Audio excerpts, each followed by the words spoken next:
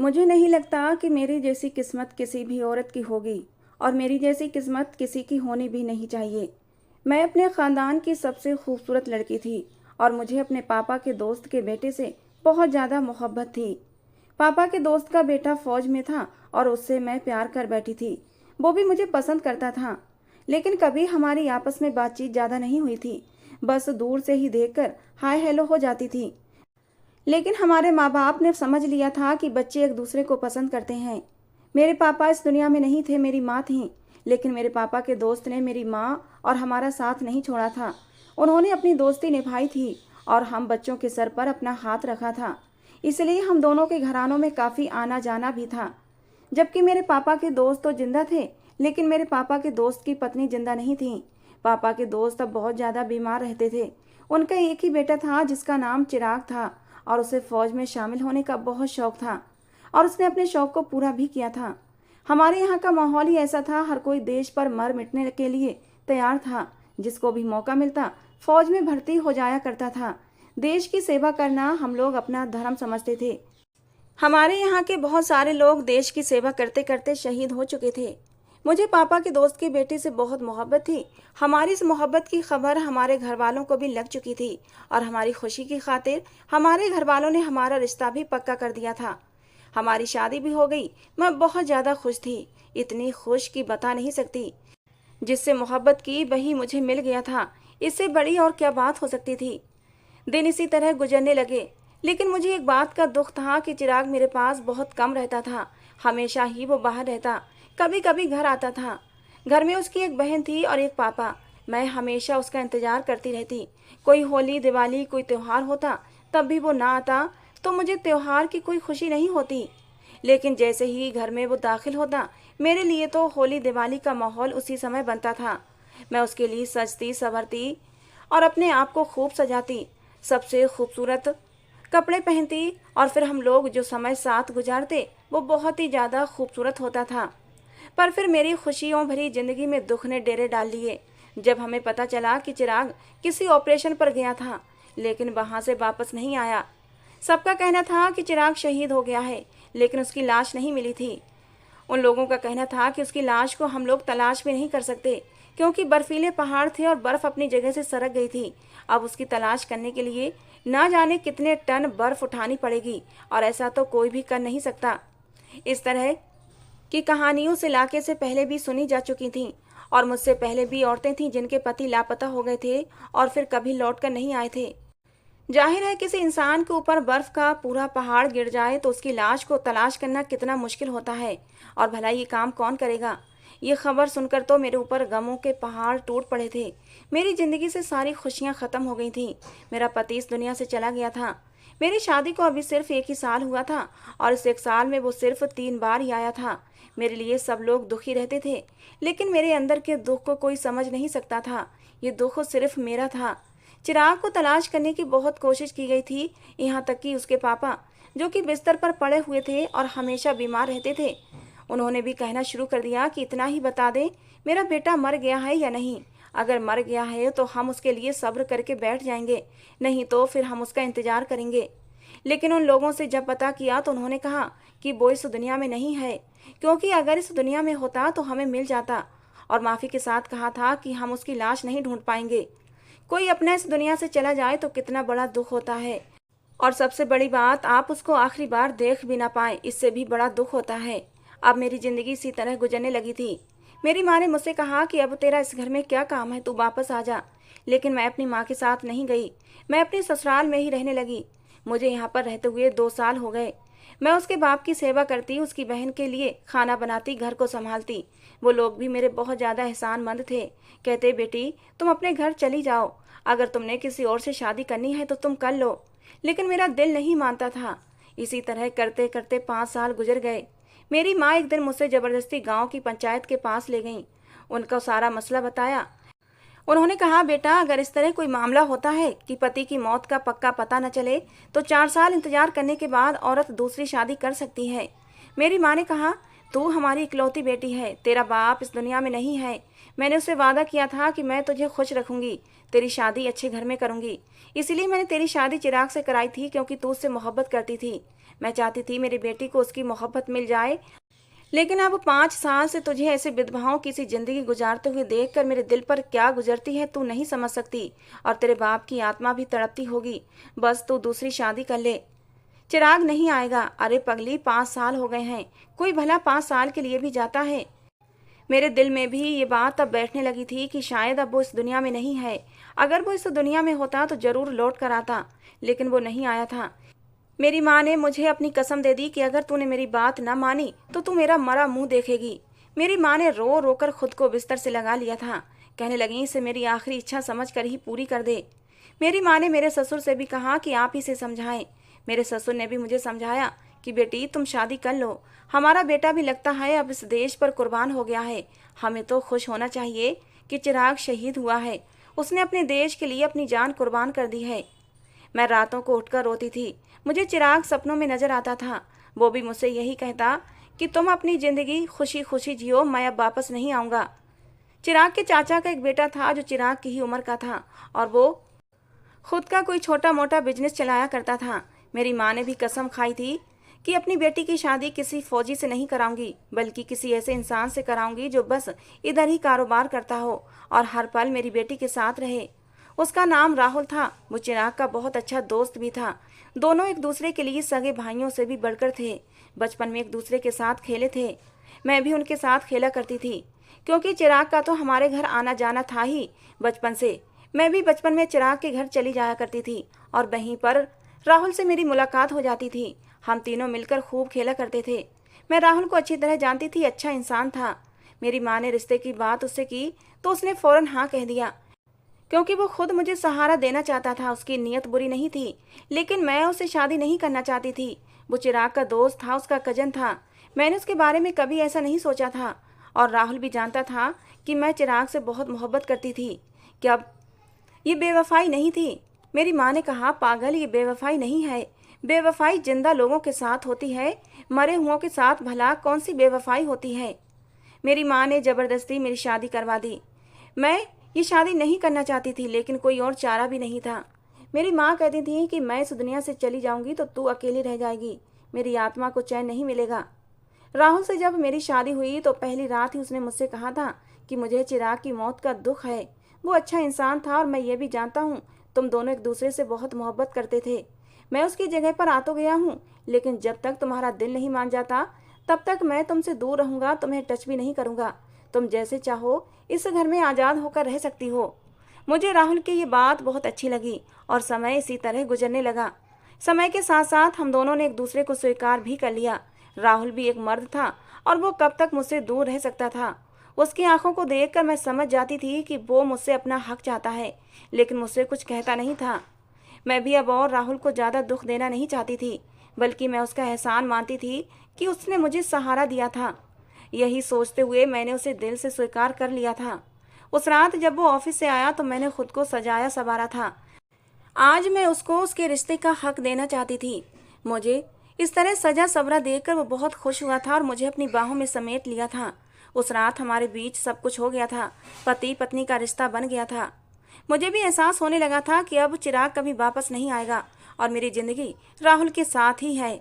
दिन इसी तरह गुजर रहे थे। राहुल के साथ रहते रहते अब पूरा 1 साल होने वाला था। हम लोगों में वैसा ही संबंध बन गया था जैसा मेरा और चिराग का था। हम इसी तरह एक दूसरे से हंसी मजाक करने लगे थे, एक दूसरे को अपने दिल की बातें बताने लगे थे। वो भी मुझे अपनी सारी बातें बताता था कि आज मैंने ऐसा किया, आज इतने ग्राहक आए, आज इतनी कमाई हुई, मैं आगे ये करना चाहता हूँ, मैं घर के लिए कोई चीज़ें लेना चाहता हूँ। उसने मेरे लिए भी बहुत सारी ज्वेलरी बनवाई थी, क्योंकि हमारी शादी तो इसी तरह हुई थी, बस बहुत ही सादगी से। पर राहुल ने कहा कि तुम मेरी पत्नी हो, मैं चाहता हूँ तुम्हारी कलाइयाँ खाली ना रहें। उसने मेरे लिए सोने की चूड़ियाँ बनवाई थीं और कहा था इनको हमेशा पहन कर रखना। मुझे ऐसा लगने लगा था कि बस यही ज़िंदगी है, गुजर जाएगी, इसको अच्छे तरीके से जीना चाहिए। ऐसे भी लोग हैं जो ज़िंदगी से दूर हो जाते हैं या जिनकी जीते जी ज़िंदगी बर्बाद हो जाती है। इसलिए कभी किसी भी चीज़ के लिए नाशुक्री नहीं करनी चाहिए। इंसान को बनाया ही इसलिए गया है कि वो कहीं भी एडजस्ट हो जाता है, अचानक से ही उसको सब्र आ जाता है, नई चीज़ों में जाकर वहीं का हो जाता है, नए लोगों के साथ भी रह लेता है। एक लड़की अपनी सारी जिंदगी एक घर में गुजारती है, लेकिन सिर्फ अग्नि के समक्ष 7 फेरे लेते ही वो किसी पराये घर को अपना घर समझने लगती है और अगले ही दिन ये भी कहना शुरू कर देती है कि मैं अपने घर जा रही हूँ। इंसान को शायद इसी तरह बनाया गया है। मेरे दिल में भी चिराग अब भी जिंदा था, लेकिन अब मेरा पति राहुल था और मुझे पता था कि अब मेरी जिंदगी उसी के साथ गुजरनी है। ये जिंदगी 4 दिन की है, गुजर जाएगी। लेकिन मुझे नहीं पता था अब तो मेरी जिंदगी में बहुत बड़ा तूफान आने वाला था। एक दिन वो सुबह सुबह उठा तो बहुत खुश था। कहने लगा, आज मेरी सालगिरह है हर्षा, और ये सालगिरह तुम्हारे साथ पहली सालगिरह है, तो आज के दिन खूब अच्छी तरह मनाएंगे। मैंने कहा, अच्छा आज के दिन क्या स्पेशल करोगे? तो कहने लगा कि मैं अच्छा सा खाना लेकर आऊँगा, तुम्हें आज खाना बनाने की ज़रूरत नहीं है, बाद में हम आइसक्रीम खाने बाहर जाएंगे। तुम वही वाला जोड़ा पहन लेना जो तुमने हमारी शादी वाले दिन पहना था, लेकिन उस दिन तुम अच्छे से तैयार नहीं हुई थी, इसलिए आज अच्छे से तैयार हो जाना। मैंने लाल रंग का जोड़ा उस दिन पहना तो था, लेकिन वो कोई इतना अच्छा नहीं था, पर मेरे सारे कपड़ों में सबसे अच्छा था। मैंने कहा ठीक है, और जब वो काम पर चला गया तो मैं तैयार होने लगी। आज मेरे चेहरे पर मुस्कुराहट थी। मुझे ऐसा लग रहा था कि अब कहीं जाकर मैंने राहुल को अपना पति दिल से स्वीकार किया है और अब मुझे भी उससे मोहब्बत होने लगी है। कि तभी अचानक दरवाजे पर दस्तक हुई थी। मैं अभी पूरी तरह तैयार नहीं थी, मेरे बाल भी खुले हुए थे। मैंने सोचा राहुल इतनी जल्दी कैसे आ गया, लगता है शायद कोई चीज़ भूल गया होगा। मैंने दरवाज़ा खोला तो मेरे कदमों तले से ज़मीन निकल गई थी, क्योंकि सामने का दृश्य मेरे लिए बहुत ज़्यादा हैरान कर देने वाला था। सामने राहुल नहीं बल्कि चिराग खड़ा था। उसकी हालत देखकर लगता था वो बहुत कमज़ोर हो चुका है, जैसे बरसों का बीमार हो या किसी ऐसी जगह पर रहता था जहाँ उसे खाना भी नहीं मिलता था। लेकिन मैं उसे पहचान गई थी, वो चिराग ही था। उसकी आंखों में भी आंसू थे। हम दोनों की हालत एक जैसी थी। वो मेरे पास बढ़ा तो मैंने कदम पीछे किए थे। मुझे याद आ गया कि अब मैं राहुल की पत्नी हूँ, चिराग की नहीं। लेकिन ये क्या से क्या हो गया था। उसने कहा, क्या बात है, मुझसे दूर क्यों भाग रही हो? देखो मैं कितने सालों बाद आया हूँ और तुम मुझसे दूर भाग रही हो। तुम्हें पता भी है कि मैं कहाँ था, कितनी मुश्किल से तुम तक पहुँचा हूँ, पर तुम यहाँ क्या कर रही हो? तुम राहुल के घर में क्या कर रही हो? मैं तुम्हारे घर गया था, तुम्हारी माँ वहाँ पर नहीं थी, पर सामने वालों ने मुझे बताया कि तुम मुझे राहुल के घर पर मिलोगी। मैंने चिराग से कहा कि अंदर तो आओ, अंदर आकर बैठो। मुझे समझ नहीं आ रहा था, मेरी हालत अजीब सी हो गई थी। ऐसा लगता था कि कोई जिंदा रहना चाहता है, लेकिन अब उसके सामने मौत आकर खड़ी हो गई है, जबकि पहले वो मौत मांगता रहा था। चिराग ने मुझे बताया कि मैं बहुत ही बुरे हालात में था। एक छोटे से गांव में फंस गया था, जहां पर लोगों को मेरी भाषा भी नहीं आती थी। मेरी हालत बहुत बुरी थी, मेरी बहुत सारी हड्डियां टूट चुकी थीं।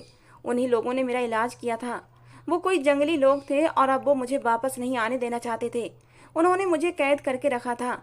उन्हें लगता था अगर मैं वहां से निकल आया तो मैं उनके रहने की जगह को सब लोगों को बता दूंगा और लोग उनके रहने की जगह पर पहुंच जाएंगे और उनके बारे में जांच पड़ताल करेंगे, क्योंकि वो लोग बहुत ही अजीब थे।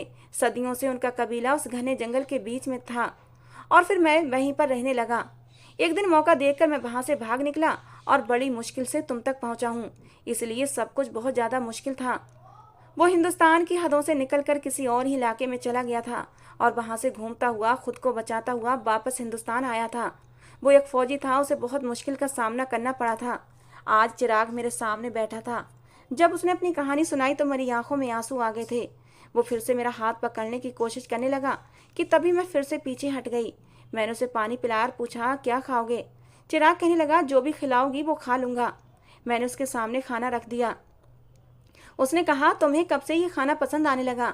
मैं तो ये सब नहीं खाता और तुम भी तो नहीं खाती थी जो मैं नहीं खाता था। अब ये तुमने क्या बनाया है? वो मुझसे नॉर्मल तरीके से बात कर रहा था, जबकि वो नॉर्मल नहीं था। वो बहुत ज़्यादा कमज़ोर लग रहा था। उसके शरीर पर चोटों के निशान भी थे, लेकिन शायद उसे इस बात का सुकून था कि वो घर वापस आ गया है। अब मैं उसे क्या बताती कि घर तो था, लेकिन उस घर में मैं उसके लिए नहीं थी। खाना खाते खाते उसकी आंखों में आंसू आ गए। कहने लगा, मैंने तुम्हें बहुत याद किया था, इधर आओ, मेरे पास बैठो। जब मैंने मना किया तो वो अचानक से गुस्से में आ गया। कहने लगा, मैं इतनी दूर से आया हूँ इतने सालों बाद और तुम मेरे पास बैठ भी नहीं रही। क्या हो गया है तुम्हें और गैरों की तरह पेश क्यों आ रही हो? भूल गई हो मुझे? भुला दिया तुमने मुझे? ये तो याद रखती हैं कि मैं तुम्हारा पति हूँ, तुम्हारा कोई बॉयफ्रेंड नहीं जो तुम मुझे भूल गई हो। और मेरा तुम्हारे ऊपर हक है क्योंकि मैं तुम्हारा पति हूँ। तुम्हें मेरे साथ आना होगा।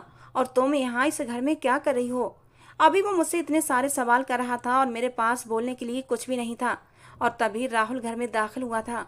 उसके हाथों में फूल थे और भी काफी सारा सामान था। उसने मुझे देखा और जब चिराग को देखा तो सामान उसके हाथ से छूटकर नीचे गिरा था। चिराग उसके गले लगा और कहा, मेरे दोस्त, मैंने तुझे बहुत याद किया। मैं बड़ी मुश्किल से यहाँ तक पहुँचा हूँ। राहुल का व्यवहार भी अब मेरी तरह होने लगा था। थोड़ी देर बाद मेरी माँ भी वहीं पर आ गई, क्योंकि उनको भी सामने वालों ने बता दिया था कि चिराग आया था। वो भी चिराग का नाम सुनकर परेशान हो गई होंगी कि वो कहाँ से आ गया। उसके घर वालों को भी बता दिया गया था। वो सब लोग खुश थे। वो भी दौड़े दौड़े राहुल के घर चले आए थे।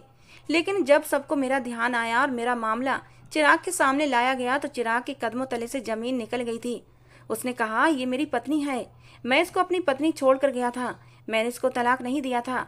ये किसी और से शादी कैसे कर सकती है? चिराग ने गुस्से से मेरी तरफ देखा। कहने लगा, ये थी तुम्हारी मोहब्बत? बस इतनी सी मोहब्बत थी? मैं कुछ दिनों के लिए गायब किया हुआ, तुमने किसी और से शादी कर ली और उसके साथ रहने लगी।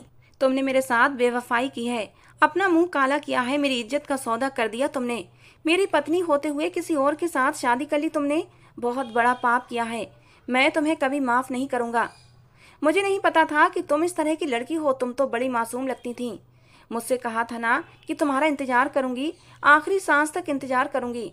तो बस इतना सा इंतजार था और खत्म हो गया। हिम्मत तुम्हारी जवाब दे गई। मैं भी तो इतनी दूर था, बुरे हालात में था, लेकिन हमेशा तुम्हें याद करता रहा, ये सोच कर कि तुम्हारे पास वापस आऊंगा। और देखो, सीधा तुम्हारे पास आया। अपने घर जाने की बजाय तुम्हारे पास आया। तुम्हें देखने की खुशी थी और तुमने क्या किया मेरे साथ? मेरा मान सम्मान सब खत्म कर दिया। मैं ये सब कुछ सोच भी नहीं सकता था। मेरी आंखों में भी आंसू थे। मुझे खुद समझ नहीं आ रहा था मैं क्या करूं। चिराग चिल्लाकर सबको कह रहा था कि आप सबने ये कैसे होने दिया? ये मेरी पत्नी थी, इसकी किसी और से शादी क्यों करने दी? ये तो हमेशा मेरी पत्नी ही रहेगी ना। इसके साथ मैंने 7 फेरे लिए हैं, आप सबकी मौजूदगी में। आप सब गवाह हैं इस बात के। उसने कहा, आप सब लोग ये कैसे कर सकते हैं? ये मेरी पत्नी रहेगी, चाहे मैं 10 साल बाद आऊं, चाहे 15 साल बाद। मेरे ससुर ने कहा, नहीं बेटा, ऐसा नहीं होता। बहुत सारे लोगों ने समझाया था कि अगर पति लंबे समय तक गायब रहे तो पत्नी दूसरी शादी कर सकती है। इसीलिए तुम्हारी पत्नी ने कोई पाप नहीं किया है और ये शादी भी हम सबने जबरदस्ती करवाई है। पंचायत ने भी कहा था कि ये शादी कर सकती है, क्योंकि इसने 5 साल तक तुम्हारा इंतजार किया था और इतने लंबे समय तक अगर पति ना आए तो पत्नी दूसरी शादी कर सकती है। ये पंचायत का फैसला था। लेकिन चिराग चिल्ला पड़ा। कहने लगा, लेकिन मैंने इसको तलाक नहीं दी है, फिर ये किसी और के साथ शादी कैसे कर सकती है? इतने में एक बड़े बुजुर्ग आगे बढ़े और कहने लगे, हाँ, ये बात यहाँ पर सोचने वाली है। अगर पति लंबे समय तक दूर रहे तो पत्नी दूसरी शादी कर सकती है, लेकिन जब लंबे समय के बाद पति वापस आ जाए तो पत्नी उसी की शादी में आ जाएगी और उसी की पत्नी मानी जाएगी। यानी पहले पति के साथ ही रहेगी और उसके दूसरे पति के साथ उसकी शादी खत्म हो जाएगी।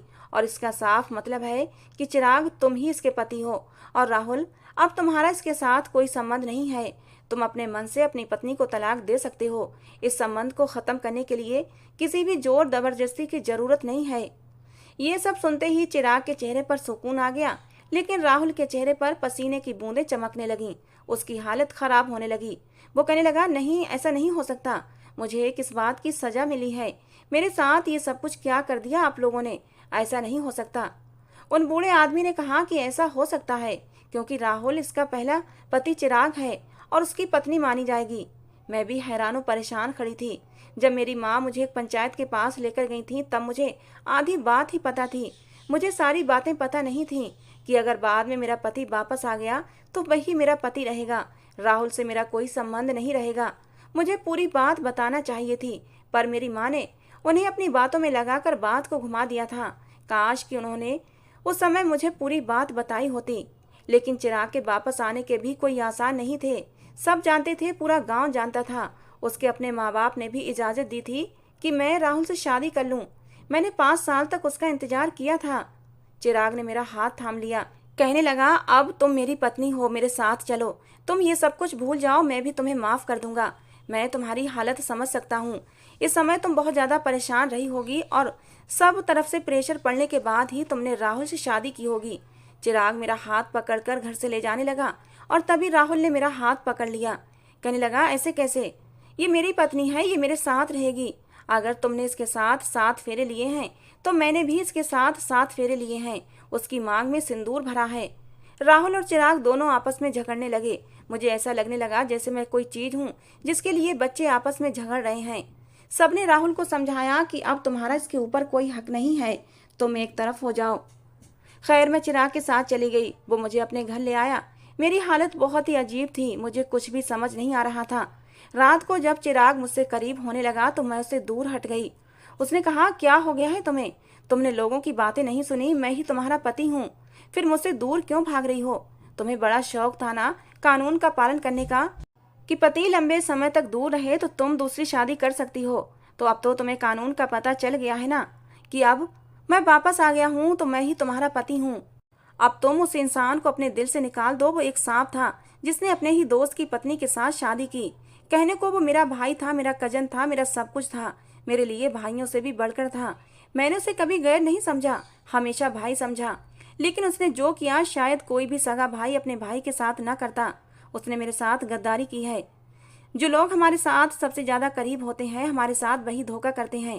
कहते कहते चिराग ने फिर से मुझे अपनी बाहों में भरा था। इस बार मैं चाहते हुए भी उससे दूर नहीं हो सकती थी। उस रात उसने अपना हक वसूल किया था और आराम से सो गया था। लेकिन मेरी आंखों में नींद नहीं थी। मुझे अपनी जिंदगी खिलौना लगने लगी थी। मैं अब चिराग के साथ रहने लगी। उसका व्यवहार मेरे साथ कुछ अजीब सा था। बहुत ज्यादा चिड़चिड़ा हो गया था, क्योंकि वो इतने सालों बाद बहुत ही बुरे हालातों में काट कर आया था। अब वो पहले जैसा नहीं रहा था। उसकी बातों में हर वक्त गुस्सा दिखाई देता, उसके शब्दों में जहर घुला रहता था। उसे मुझ पर गुस्सा था। उसके अंदर की मर्दानगी भी उभर रही थी। जाहिर है उसके लिए ये सब कुछ मुश्किल था कि उसकी पत्नी 1 साल तक किसी दूसरे मर्द के साथ रही थी। मैं समझ सकती थी। उधर राहुल भी बार बार मुझसे मिलने की कोशिश करता था, मुझे फोन करता, लेकिन चिराग ने मेरा फोन ही तोड़ दिया। अब इसमें मेरी क्या गलती थी? मैं उससे कोई भी संबंध रखना नहीं चाहती थी, क्योंकि अगर लोगों की बात ठीक थी तो फिर चिराग ही मेरा पति था। दोबारा से मैंने उसे स्वीकार कर लिया था। हालांकि बहुत मुश्किल था, लेकिन मेरे पास दूसरा कोई चारा भी नहीं था। मेरी किसी और के साथ संबंध रखने की जरूरत भी नहीं थी। लेकिन मैं बहुत बेचैन थी। सारी सारी रात रोती रहती। सोचती थी कि इस सब में मेरी जिंदगी तो नर्क बन गई है। ये सब कुछ मेरी माँ ने किया था। मैं किसी और से शादी करना नहीं चाहती थी। अगर वो मुझे मेरे हाल पर छोड़ देती और फिर चिराग वापस आ जाता तो मुझे किसी और से शादी नहीं करनी पड़ती। लेकिन जिस दिन सब कुछ ठीक होने वाला था उसी दिन सब कुछ फिर से खराब हो गया। अब मैं क्या कर सकती थी? मैं चिराग के साथ 2 महीने रही। जब एक दिन राहुल घर आया था, उसने कहा कि मुझे मेरी पत्नी वापस करो। उसकी हालत बहुत ही अजीब सी थी। वो एकदम दीवाना सा लग रहा था, बहुत ही दुखी लग रहा था। शायद उसने अपने ऊपर बहुत ही जुल्म किए थे। उसने अपने आप को तकलीफ पहुंचाई थी। खाना पीना भी ठीक से नहीं खाया था। उसका घर सूना जो हो गया था मेरे बगैर। मैं तो बाहर ही नहीं निकली थी। मुझे चिराग ने कहा था, कोई जरूरत नहीं है तुम्हें बाहर आने की। बाहर लड़ाई झगड़ा होने लगा था और फिर गांव के बड़े बुजुर्ग लोगों को बुलाया गया। उन्होंने राहुल को समझाया कि अब तुम इसके साथ आना जाना भी नहीं रख सकते और तुम्हारा यहाँ पर कोई काम नहीं है, तुम चले जाओ। लेकिन वो मानने को तैयार नहीं था। राहुल और चिराग आपस में बुरी तरह झगड़ रहे थे और तभी अचानक मेरी तबीयत खराब हो गई। चिराग मुझे डॉक्टर के पास लेकर गया तो डॉक्टर ने बताया कि मैं माँ बनने वाली हूँ। मेरे लिए ये बात बहुत बड़ी मुसीबत से कम नहीं थी, जबकि माँ बनना हर औरत का सपना होता है। मैं बहुत परेशान हुई थी ये खबर सुनकर, क्योंकि इस बच्चे का बाप कौन था मुझे पता नहीं था। मैं राहुल के साथ रह रही थी, हमारी जिंदगी अच्छी गुजर रही थी और 2 महीने से मैं अब चिराग के साथ रहने लगी थी। और डॉक्टर के अनुसार मेरी प्रेगनेंसी भी 2.5 महीने की ही थी और इसका मतलब बच्चे का बाप कौन था किसी को पता नहीं था। और तभी पता चल सकता था जब बच्चा इस दुनिया में आ जाता। राहुल ने कहा कि ये मेरा बच्चा है, तुमने अपनी पत्नी को रखना है तो रख लो, मैं दिल पर पत्थर रख लूंगा, लेकिन कम से कम मेरा बच्चा तो मुझे दे दो, मैं अपने बच्चे के सहारे रह लूंगा। चिराग ने कहा, बच्चा भी मेरा है और पत्नी भी मेरी है, तुझे कुछ नहीं मिलेगा, मैं तुझे जान से मार दूंगा अगर तूने मेरे घर पर कदम भी रखा, मेरी पत्नी का नाम भी लिया तो। राहुल बार बार मेरा नाम लेने लगा तो उन दोनों की लड़ाई अब बहुत ज्यादा बढ़ चुकी थी। हाथापाई पर उतर आए थे। मैं चिल्ला चिल्ला कर रो रही थी। मुझे ऐसा लगता जैसे ये सब कुछ मेरी वजह से हुआ है। मेरे ससुर ने भी मुझे ताने देना शुरू कर दिए और मेरी ननद भी कहने लगी कि तुम्हारे लिए 2 भाई आपस में लड़ रहे हैं, ये तो एक दूसरे की जान थे, एक दूसरे को जरा सा भी दुख नहीं पहुंचा सकते थे, और आज देखो कैसे एक दूसरे के लिए दुश्मनों से भी बढ़कर हो गए हैं सिर्फ तुम्हारी वजह से। तुम्हें ही शौक था शादी करने का, पहले पति की पत्नी बनकर बैठना था, मोहब्बत की थी तो बड़े बड़े दावे भी किए थे। डॉक्टर ने कहा जब तक बच्चा इस दुनिया में नहीं आ जाता तब तक हम नहीं बता सकते कि बाप कौन है। राहुल ने पहले ही कह दिया था बच्चा मेरा है और जैसे ही बच्चा दुनिया में आएगा मैं इसे लेकर चला जाऊंगा। उसने कहा था कि मुझे तुम्हारी भी कोई परवाह नहीं है, बच्चा तुम्हारे बगैर रह लेगा, मैं उसे माँ और बाप दोनों का प्यार दे दूंगा। मैं परेशान थी कि कहीं ये सचमुच मेरे बच्चे को ना ले जाए। और उधर चिराग ने भी अजीब सी बात कर दी, कहने लगा अगर ये बच्चा राहुल का है तो फिर हम ये बच्चा उसको दे देंगे। यानी कि दोनों ही सूरत में मुझे मेरे बच्चे से दूर करने की साजिशें हो रही थीं। मेरे दिल पर क्या गुजर रही थी सिर्फ मैं ही जानती थी। अगर मेरी कोख में बच्चा न होता तो मैं अब तक अपनी जान ले चुकी होती। मुझे राहुल ने एक नंबर से व्हाट्सएप मैसेज किया। उसने कहा कि मुझे अब तुम पर कोई भरोसा नहीं है और तुम मुझे अपनी ज़िंदगी में वापस नहीं चाहिए, लेकिन अपना बच्चा मैं तुम्हारे पास नहीं रहने दूंगा, ये बात याद रखना। और मैंने चिराग को भी किसी से फ़ोन पर बात करते हुए सुना था कि वो मेरी पत्नी है, मैं उसको छोड़ नहीं सकता, उससे मोहब्बत करता हूँ, लेकिन अगर उसकी कोख में उस इंसान का बच्चा है तो मैं उस बच्चे को अपने घर में नहीं रहने दूंगा। मुझे समझ नहीं आ रहा था कि मैं क्या करूं। मेरे अंदर मेरा बच्चा था और मैं एक माँ बन चुकी थी। मैं दोनों की पत्नी बनकर नहीं बल्कि उस बच्चे की माँ बनकर सोच रही थी। और आखिर वो समय भी आ गया जब बच्चे को पैदा होना था और उसी समय टेस्ट करके ये पता भी लग सकता था कि बच्चे का बाप कौन है। लेकिन मेरी डिलीवरी का आखिरी समय आया तो मेरी तबीयत बहुत ज़्यादा ख़राब हो गई थी। डॉक्टर्स ने कहा कि कुछ गड़बड़ लग रही है, हमें तुरंत ऑपरेशन करना पड़ेगा।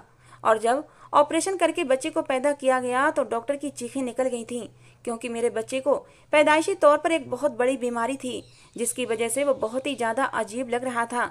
ऐसा लग रहा था कि इंसान का बच्चा नहीं है, कोई जानवर का बच्चा है। उसकी त्वचा बहुत ही अजीब तरह की थी, जैसे कोई पेड़ की छाल होती है। उसको जो भी देखता उसकी आंखों में आंसू आ जाते और वो कानों को हाथ लगाने लगता। मेरा क्या दोष था? क्या ये मेरी सजा थी?